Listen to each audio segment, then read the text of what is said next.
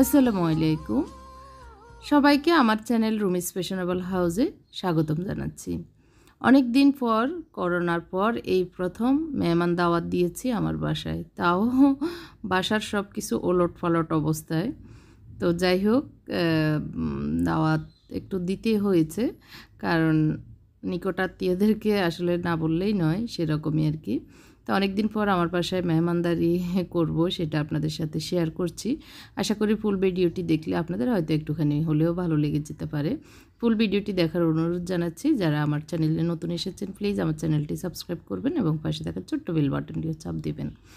তো এই তো আমার রুমটা গুছিয়ে নিয়েছি, আর ওরা এখন সকাল 8টা 8:30 এরকম আর কি। তো ওরা এখনও ঘুমাচ্ছে, ওরা উঠলে ওদেরগুলো ওরা নিজেরাই করবে। আর রান্নাঘরে চলে এসেছি, রাতেই সব ভিজিয়ে রেখেছি, সকাল সকাল যেন ছুটে থাকে, তো বরফ গুলিয়ে আর কি ফ্রিজ থেকে। তো সব ছুটে গিয়েছে। আর এটা হলো কার্পু মাছ, বড় বাড়ি থেকে, বাড়ির পুকুর থেকে পাঠিয়েছিল। এটাতে অনেক ডিম হয়েছে, সেটা ভাজবো। আর এই তো বাসমতি রাইস আমি 2 ঘন্টা আগে ভিজিয়ে দিচ্ছি, যেন 2 ঘন্টা পরে রান্না করতে পারি। আজকে রান্না করব আফগানি বিরিয়ানি, তো এই জন্যই বাসমতি রাইস আমি 2 ঘন্টা আগে ভিজিয়ে দিচ্ছি। আর যেগুলো আগে রান্না করে ফেলা দরকার সেগুলো আগে রান্না করে ফেলবো, আর যেগুলো পরে ম্যারিনেট করে রান্না করা দরকার সেগুলো করব। তো আপনাদের ভাই একটু বাজারে গিয়েছিল, তো আসার সময় বলেছি পরোটা নিয়ে আসতে, কারণ আজকে নাস্তা বানানোর কোনো টাইম নেই, এনার্জিও থাকবে না, তো সেই কারণে নাস্তা নিয়ে এসেছিল। তো আমি একটা পরোটা চা দিয়ে খেয়ে এখন রান্নাঘরে চলে এসেছি। পেঁয়াজ কুটে নিয়েছি, আর হচ্ছে এখানে লটিয়া মাছটা বসিয়ে দিয়েছি। একটু ঝাল ঝাল লটিয়া মাছ রান্না করছি, খেতে চাইলে খাওয়া হবে, না হয় থাকবে, এরকম আর কি। তো পেঁয়াজ বেরেস্তা প্রথমেই করে নিচ্ছি। আর পেঁয়াজগুলো হচ্ছে চাইনিজ বড় পেঁয়াজ, যার কারণে এগুলোর ভিতরে পানি। তো আমি আসলে মানে ভুলেই গিয়েছি, এগুলো একটু চিপে পানিগুলো ফেলে দিয়ে তারপরে তেলে দিলে ভালো হতো, কিন্তু তাড়াহুড়োতে ভুলে যাওয়াতে এগুলো হতে অনেক সময় লাগতেছে। আর খুবই নরম নরম হয়ে আছে আর কি, মসমসে হয়নি। তো এটা হলো মানে চিপে তারপরে পেঁয়াজগুলো তেলে দিলে এরকম হতো না আর কি। আমি তেলটা সরিয়ে তারপরে আলাদা করে নিচ্ছি। আর এই বড় পাইপ্যানে আমি মাছ ভেজে নেব। মাছগুলো ধুয়ে ক্লিন করে রেখে দিয়েছি, লবণ দিয়ে আর কি ধুয়ে নিয়েছি। রান্না হতে হতে একটি কমেন্ট পড়ি। গতকালকে আমার যে ভিডিওটি গিয়েছে সেই ভিডিওতে নীলিমা শিপ্রা আপু কমেন্ট করেছেন, হঠাৎ এই বাসাটা ছেড়ে কেন দিয়েছেন আপু? সত্যি আপনার এই বাসাটা খুব সুন্দর ছিল। যাই হোক, আপনি যেভাবে বাড়িকে গুছিয়ে রাখেন, তাতে যেই বাসাতেই থাকেন সেটার সৌন্দর্য আপনার ঘর গোছানোর রুচিতেই ফুটে উঠবে। নতুন বাসা যেন আপনার জন্য শুভ হয় সেই দোয়া রইল। শুক্রিয়া আপু, নীলিমা আপুটি।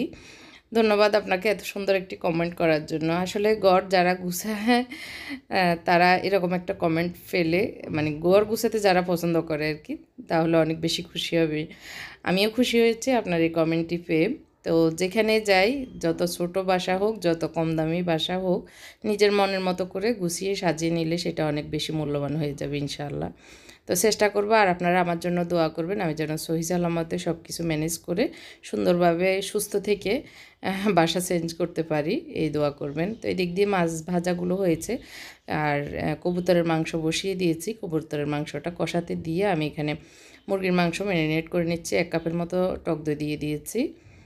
আফগানি যে বিরিয়ানিটা রান্না করব সেটার জন্য মুরগির মাংসগুলো 2 ঘন্টা আগে একটু ম্যারিনেট করে রাখলে ভালো। আদা রসুন বাটা দিয়েছি 2 টেবিল চামচ, লবণ পরিমাণ মতো দিচ্ছি, গোলমরিচ পাউডার দিয়ে দিচ্ছি 2 চা চামচের মতো আর কি। দিয়ে দিচ্ছি কালো গোলমরিচ। এখানে কালো গোলমরিচটা আর একটু কম দিলে ভালো হতো, একটু জাল যারা বেশি পছন্দ করেন তারা বেশি দিবেন, আর একটু কম পছন্দ করলে কম দেবেন। আমি এখানে চিলি ফ্লেক্স দিয়ে দিয়েছি 1 চামচের মতো, যদিও 2বার দিয়েছি আর কি। আর হলুদটাও 1 চামচ দিয়েছি, মরিচ দিয়ে দিয়েছি 1 চামচ, একটু দিয়ে দিচ্ছি অরেঞ্জ ফুড কালার। এখন দিয়ে দিব আমি একটু তান্দুরি মশলা 2 টেবিল চামচের মতো দিয়ে দিচ্ছি। আর আমি রাইসটা নিয়েছি 1 কেজি, 1 কেজির প্যাকেটে পুরোটাই নিয়ে নিয়েছি আর কি, সম্পূর্ণ প্যাকেটের।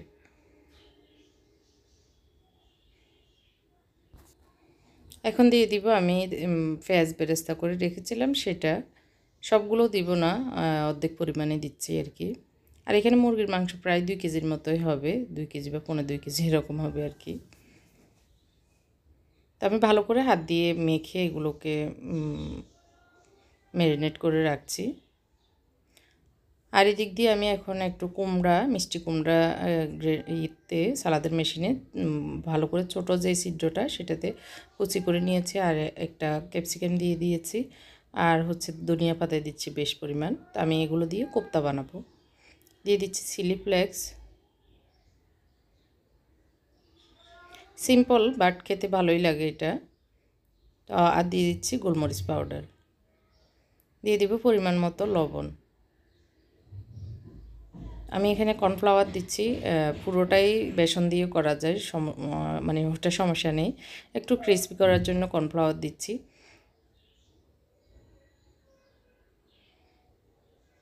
দিয়ে দিব একটা ডিম। তো তার আগ দিয়ে আমি আবার কবুতর মাংসগুলো নামিয়ে নিচ্ছি।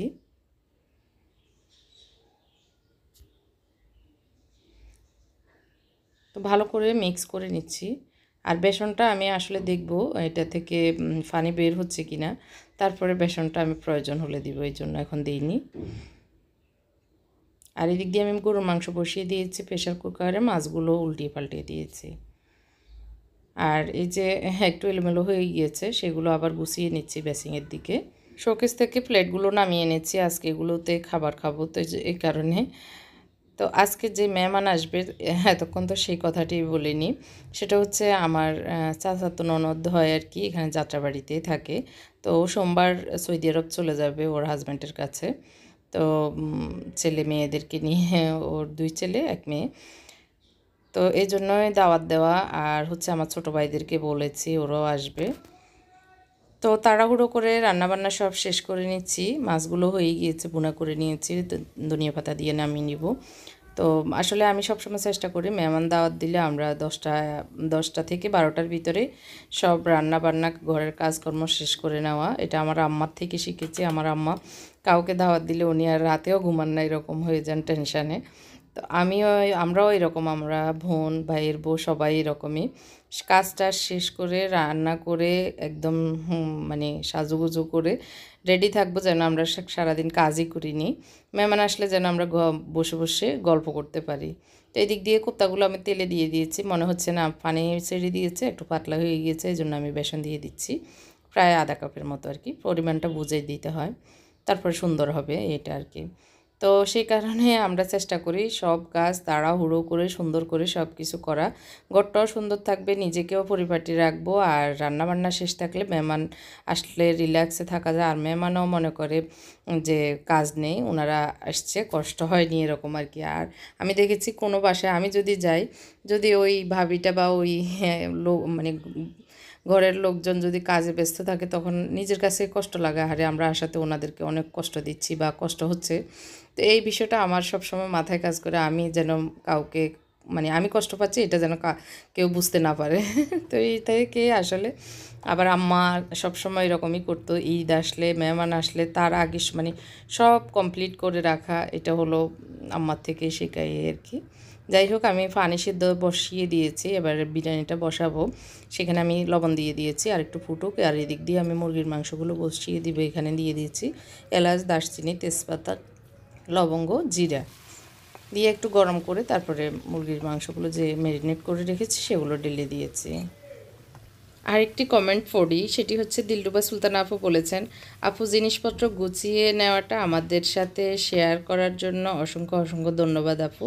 আপু বাসাটা তো আপনি অনেক সুন্দর করে সাজিয়ে নিলেন, এবং বাসাটাও খুব সুন্দর ছিল, হঠাৎ করে বাসা চেঞ্জের দরকার হলো কেন আপু? নিজেদের ফ্ল্যাটে যাবেন আপু? এটা আপনার একান্ত ব্যক্তিগত ব্যাপার আপু।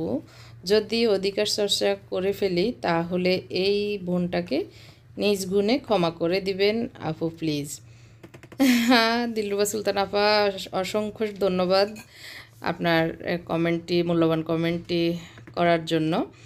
আসলে বাসাটা এটা খুবই সুন্দর আর খুবই আরামদায়ক বাসা, কোনো ঝামেলা নেই, মালিকও ভালো, আবার হচ্ছে বড়সড় ফিটিংস টিটিংস সব মিলিয়ে অনেক ভালো। তো বাসা চেঞ্জ করার দরকার আসলে পড়েছে, এই কারণেই করেছি। তো কোথায় যাব সামনের ব্লগগুলিতে ইনশাল্লাহ জানবেন। আর কেন চেঞ্জ করছি সেটাও বলবো ধীরে ধীরে একটু একটু করে। তো আজকে বলছি না, ইনশাল্লাহ জানবেন। আপনাদেরকে না জানালে কাকে জানাবো বলেন? অবশ্যই জানবেন। আর অধিকার চর্চা করেননি, কারণ আপনারা তো সবাই আমার ফ্যামিলির মেম্বার। আপনারা তো প্রশ্ন করতেই পারেন, স্বাভাবিক কিউরিওসিটি আসতেই পারে যে আপু কেন চলে যাচ্ছে, কি অসুবিধা হচ্ছে। অসুবিধা কিছু না, জাস্ট একটু সাশ্রয়ী হওয়া আর একটু নিজস্ব পার্সোনাল একটু কিছু বিষয় আছে, সেই কারণে আর কি। তো এদিক দিয়ে রাইসগুলো হয়ে গিয়েছে, আমি নামিয়ে রেখেছি। আর হচ্ছে এখন আমি একটু তন্দুরি চিকেন করে নিচ্ছি। দেশি ছোটো মুরগি, ছোটোই নিয়ে এসেছে। তো যাই হোক, এগুলোকে মেখে ম্যারিনেট করে রেখেছিলাম আরও 2 ঘন্টা আগে। তো এখন ধাপে ধাপে একটার পর একটা হয়ে যাচ্ছে। আর এই দিক দিয়ে আমি সব কিছু মানে একটার পর একটা কোনটার পর কোনটা দিব আর কি, সেভাবে রেডি করে ফেলেছি। তো মুরগির মাংসগুলো হচ্ছে একটু পরে হয়ে যাবে, আর বেশি একটা সময় নেই, যে শুকিয়ে গিয়েছে, অনেক পানি বেরিয়েছে। তো ওগুলো শুকিয়ে আসার পরে আমি এখন রাইসের সাথে মিক্স করে নিব। আর এদিক দিয়ে তন্দুরি চিকেনগুলো আমি ঢাকনা দিয়ে দিয়ে ভালো করে মানে ভেজে নিয়েছি। তো এইভাবে তন্দুরি চিকেন করলে মানে তাওয়াতে আর কি, কোনো ওভেন ছাড়া ভালোই লাগে ঘরোয়া পদ্ধতিতে। তো আমি একটু ঝোল বড় পাতিলের নিচে দিয়ে দিচ্ছি, রাইসটা এখন সাজাবো সেই কারণে।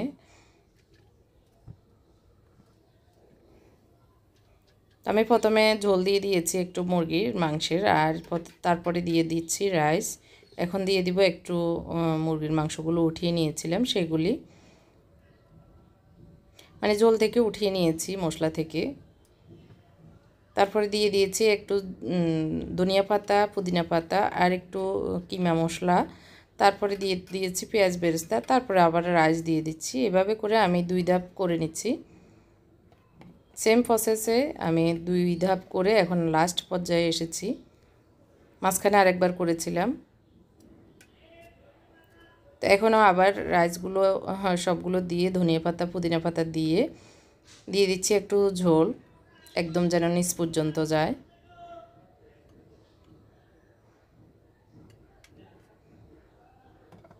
আর এখান থেকে আমি একটু মুরগির মাংস রেখে দিয়েছি।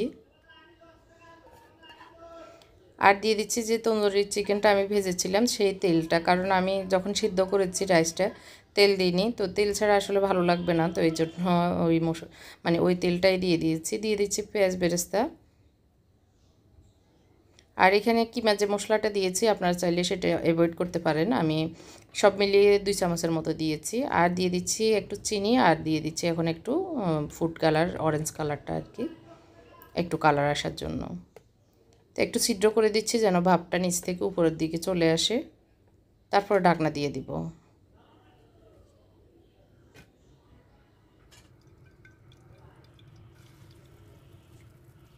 এদিক দিয়ে আমি মাছের ডিম হয়েছিল সেটা ভেজে নিচ্ছি। তো মোটামুটি আমার কাজ শেষ, আমি চুলে টুলেও মুছে নিচ্ছি। এখন গোসল করতে চলে যাব, কমপ্লিট করে আর কি, টেবিলটা গুছাবো তারপরে যাব। তো আমার বড় ছেলে এখন হেল্প করতেছে। ওরা সকাল থেকে যখন যেটা লাগতেছে, ওরা মানে 8টা সাড়ে 8টা পর্যন্ত বাজার করে দিয়ে সাথে সাথে বেরিয়ে গিয়েছে। এখন হচ্ছে জোহরের আজান দিচ্ছে, আমার মোটামুটি সব কাজ শেষ। এখানে একটু মুরগির মাংস, তন্দুরি চিকেন পোড়া হয়ে সামনে, তারপরে লাস্টটা একটু পুড়ে গিয়েছে। আর হচ্ছে এগুলো মিষ্টি কুমড়ার পাকোড়া। এখানে হচ্ছে মাছ।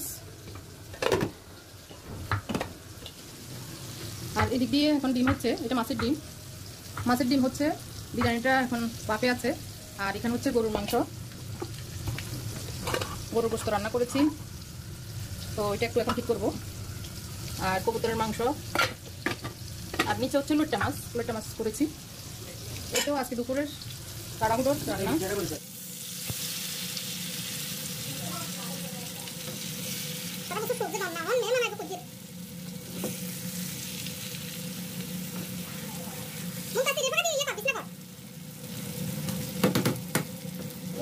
এখানে আমি ক্যাপসিকাম, কাঁচামরিচ, পেঁয়াজ, টমেটো আর একটু দিয়েছি একটা ডিম, মাছের ডিম, লবণ, মরিচ, গুঁড়ো মরিচ দিয়ে ভালো করে কষিয়ে তারপরে এখন ডিমটা ভেজে নিচ্ছি।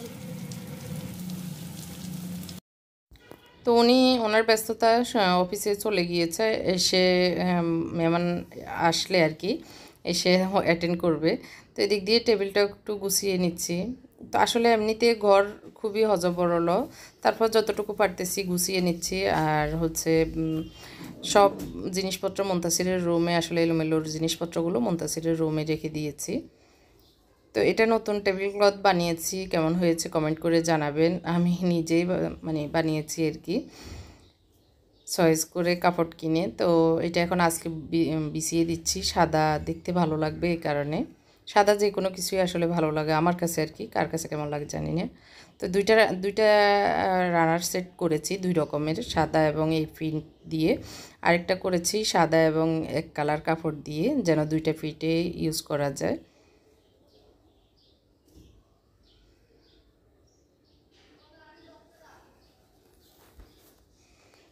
তো এই তো এরকম করে আমি গোসল করতে যাচ্ছি এখন।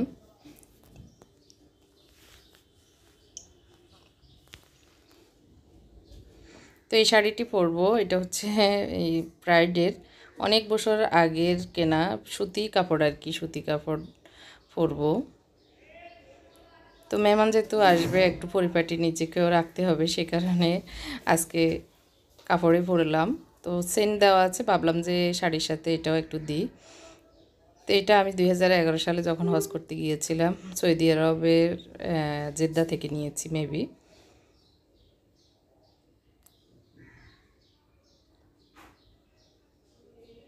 তো নামাজ পড়ে এসে এখন প্লেটগুলো গুছিয়ে দিচ্ছি।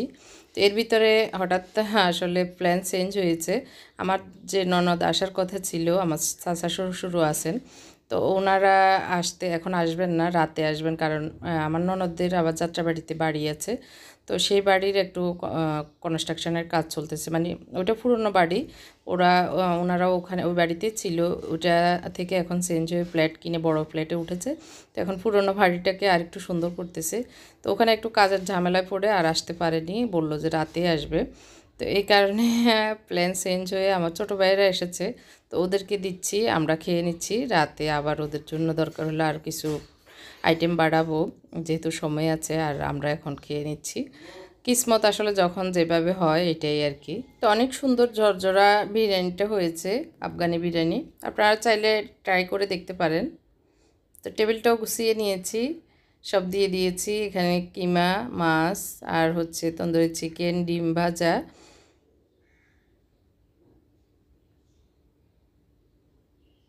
আর হচ্ছে মুরগির মাংস, গরুর মাংস।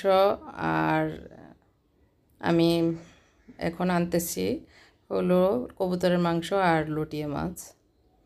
তো রাতে আসলে ডিম সহ আরও কিছু অ্যাড করব। তো এখন যা আছে ওইটা দিয়ে আমরা এগুলোই খাবো। এতক্ষণ ধৈর্য ধরে আমার ভিডিওটি দেখার জন্য সবাইকে অসংখ্য ধন্যবাদ জানাচ্ছি। সবাই অনেক বেশি ভালো থাকবেন, আমাদের জন্য দোয়া করবেন। আর আমি যেন সব কিছু সুন্দরভাবে মেনটেন করে বাসা চেঞ্জ করতে পারি, সেই দোয়ার আর দরখাস্ত থাকলো সবার কাছে। তো আমরা এখন খেয়ে নিই সবাই। হ্যাঁ, ভালো থাকবেন, শেষ পর্যন্ত দেখেন। আল্লাহ হাফেজ, আসসালামু আলাইকুম।